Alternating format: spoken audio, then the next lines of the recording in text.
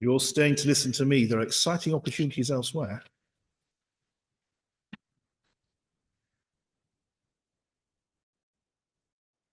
So, Lord, I pray that the words I am to speak now are the words you need us to hear at this time. In your blessed and holy name. Amen.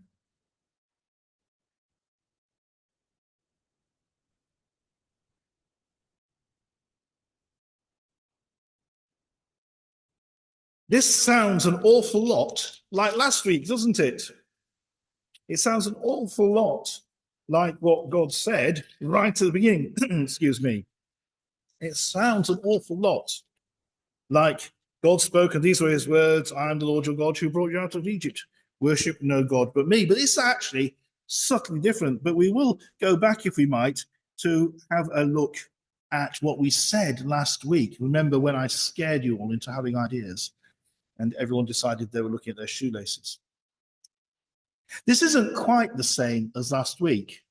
There is something subtly different. You'd almost think they were part A and part B of the same commandment, and in many respects they are. It's about misguided worship or worshipping the wrong thing. And we'll come back to that in a moment. But last week, we came up with an understanding that the thing we are most likely to worship by mistake will be ourselves. And not ourselves as we are looking in the mirror. And, well, there are some people who do.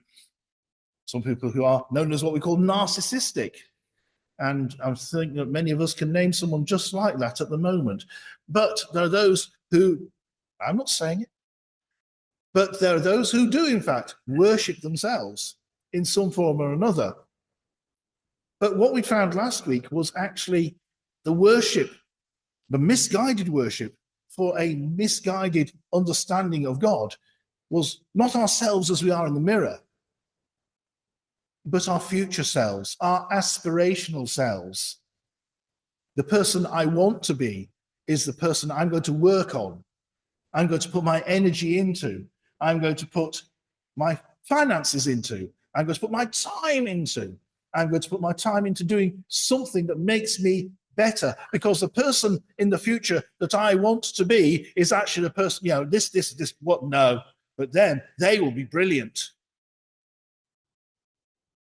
For me, the person who can read without going back to his textbooks all the time, person who can read New Testament Greek, that's the person I'd like to be.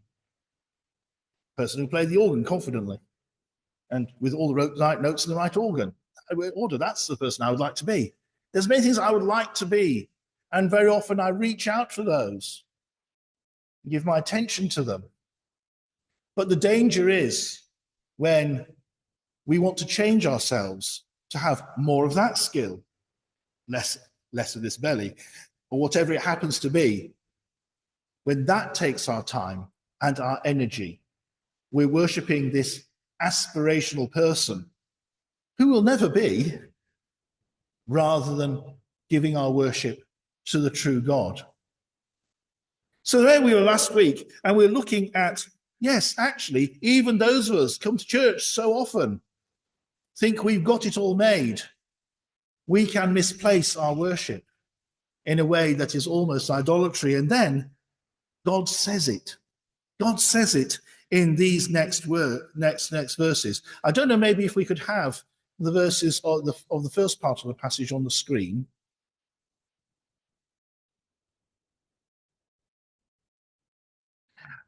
Those of us and have gone to the other workshops, they're going to be looking at the question of what gets in the way and why. What gets in the way of worship and why? Because we would go, we don't do idols, do we? Especially not in our tradition. We don't have statues kicking around have icons. In fact, it's quite plain in here in some respects. And we think we've got it made when it comes to not setting up idols, false gods, as God is warning against. But actually, we are as much in danger as anyone else in a more ornate church of putting a false idol up for us. As I said last week, the false God could very well, the person who receives our worship, is ourselves or our future selves. So let's look at what happens when it actually goes horribly wrong. The golden calf. This is one of those dreadful moments in the history of the Hebrew people as they are coming from Egypt to the promised land, when they get it so incredibly wrong. So incredibly wrong. It's a warning to us. It's a lie in the first instance. Remember what we said last week about God? The first thing we heard about God in the first 3 verses of Exodus 20 were that he is truth. He wants to be intimate with us, to know us, and he brings salvation. So the first thing we know about this golden calf, it's a lie. And the irony is that they are brewing up this golden calf at the moment when real God is saying to Moses, I'm the only God.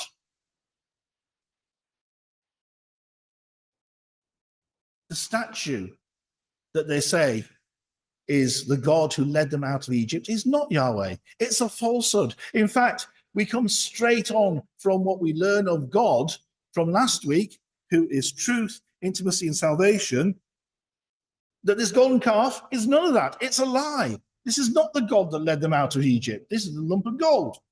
You can't have a relationship with a statue. There can be no intimacy. It can't reveal its name to you. It can't travel with you in the desert, which is what God did, tabernacled alongside them, and the way that God travels with us now.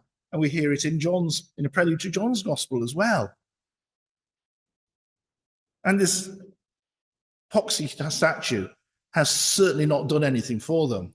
This is not the God that led them out of Egypt. What Aaron says to this people is in every respect a lie at exactly the same moment when God is giving the truth to Moses at the top of the mountain. And then there is this laughable falsehood. This laughable falsehood which Aaron gives to Moses as Moses comes back down the mountain. God says to Moses, look down there, your people. You've been up here 5 minutes, and what's going on? You really need to get back down there. Moses hurries back down the mountain, confronts his brother. What do you think is going on here? What do you actually think is going on here? And Aaron goes, oh, well, you see, I was bullied into it, which may or may not be true. And so all this gold, and I put it in the furnace, and look, what came out? This cow. Holy cow. Or not, as the case may be. It's a total falsehood, because we learn from the earlier part of the same chapter that it was Aaron that fashioned the mold. It is a total lie. And again and again and again, I have more and more come to an understanding that the root of evil is falsehood and deceit and lies. God is truth above all else. The word diabolos means the one who lies about you, false. And here is another lie. First of all, the calf itself is a lie. This is not the God that led you out of Egypt. And then Aaron, the high priest. Well, it just appears. Really? Suddenly, these lies are taking hold of the people of God. This false God comes at cost, but no benefit. The cost of all their gold, ground up, melted into this poxy cow, and then again, ground up again, and they have to drink it. They lose everything. They lose their wealth because of this dreadful idol. This idol of cost, no benefit. This idol of falsehood. This idol that was taking them from God when he was leading them in the desert. When we have something or look at something that is wrong in terms of what we are worshipping, an idol, we find ourselves worshipping that which has been created rather than the creator. We're looking in the wrong direction. And it doesn't matter if it's something that we have fashioned or it is something that we see in nature and start to worship, we are still misdirecting our worship. It's going to that which is created rather than the creator. And then something slightly more insidious, a little bit more insidious anyway. We might say how well this has been made, worshipping the craftsman rather than the creator. Worshipping the craftsman rather than the creator. And it's so easy that our adoration goes astray. It's very easy if you have a hobby, a creative hobby, for it to take up so much of your attention. Even me with the Land Rover. What a wonderful machine it is. Wasn't Maurice Wilks such a brilliant engineer? And it can take my attention away from the creator if I put my attention into that which is created and the person who invented it. But I think there is much more of a subtle and more dangerous outcome to worshipping something that is just not truly God. It's what I call the talisman problem. The talisman problem. When you think you can see your deity, when you think you can see God in this item, and it is not a golden calf as such, but something we have a lucky charm. How many people have lucky charms, lucky numbers? And we use God as our talisman. Let me give you an example from last week. Remember what happened when the Israelites went off to fight the Philistines, and it wasn't going particularly well. And so they took the Ark of the Covenant into battle with them. Remember that? How well did that go? Not particularly well, did it? The Ark of the Covenant was captured. But it wasn't God. But they were using it as a talisman. And that's something to do with trying to control God. If this represents God, this Ark of the Covenant, this box, this golden box, and we take it into battle, then we can force God to be on our side. That's basically what they were saying, isn't it? God will be on our side. We will win the battle because we've got the box, which we know is God. Well, it's not true, is it? The talisman problem is one that we have. And we have by trying to bargain with God.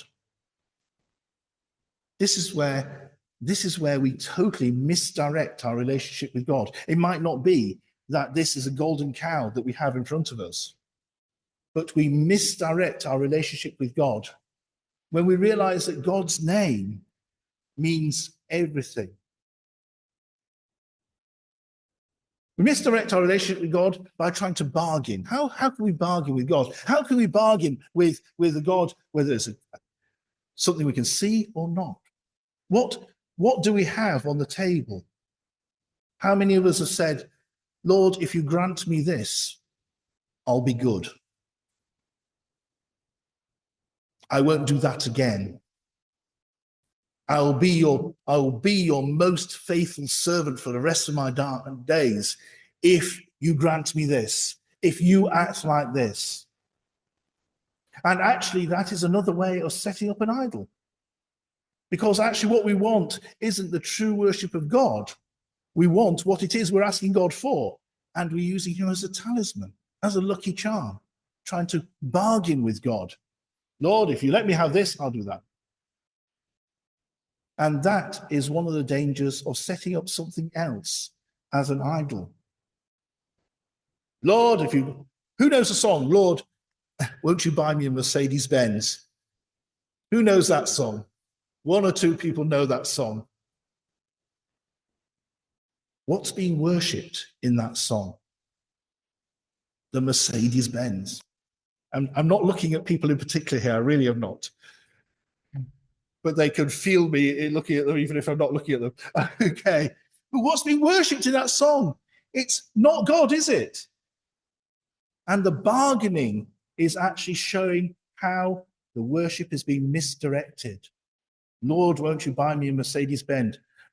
The object of worship is the car, not the creator.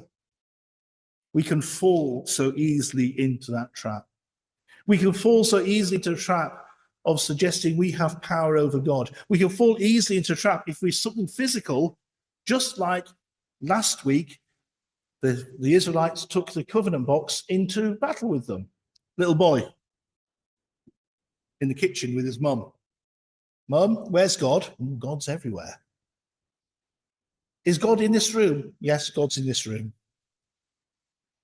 Is God in everything we got, like those pans? Yes, God's in those pans. Is God in this cup? Well, yes, God's in this cup. Got him.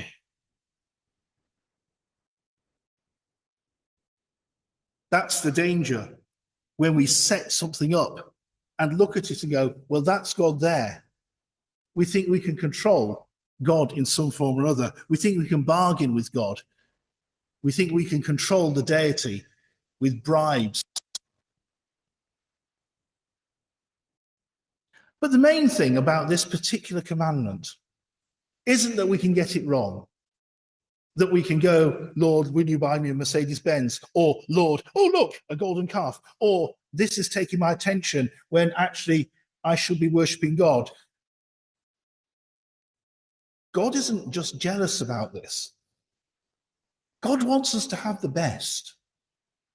And if we misdirect our worship for a car, not necessarily an idol that we recognize, for our future selves, as we talked about last week, if we misdirect our attention, our worship, our time, and our money,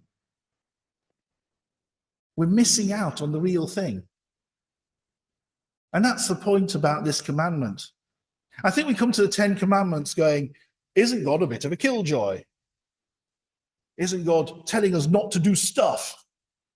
And we can go through the whole of the law and the whole of Exodus and Leviticus and read the law and go, oh my heavens, God is such a killjoy. But no, God is releasing us to have the real thing, to have the relationship with the God from the first 3 verses, the God who gives you his name, who is truth and provides salvation.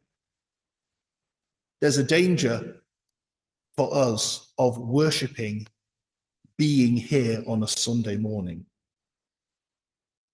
thinking that we have our talisman for the week.